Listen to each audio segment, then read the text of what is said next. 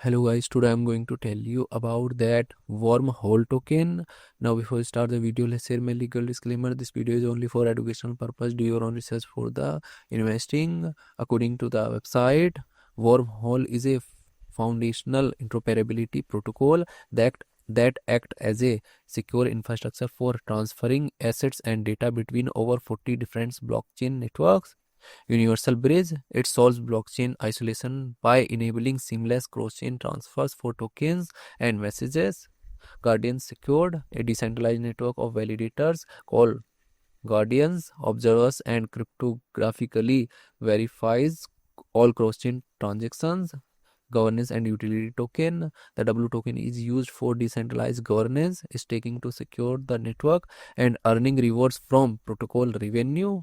Wormhole project institutional setting is 4.6 and this project audited by Ceretic.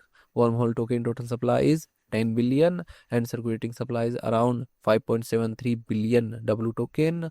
W token is listed on popular centralized exchanges like Binance, Coinbase, OKX, Bybit and other exchanges. If I share my opinion with you, then this project up to 90% chances that it is a legit or good project. So guys, don't take my opinion as a financial advice. Do your own research for the investing. Thanks for watching.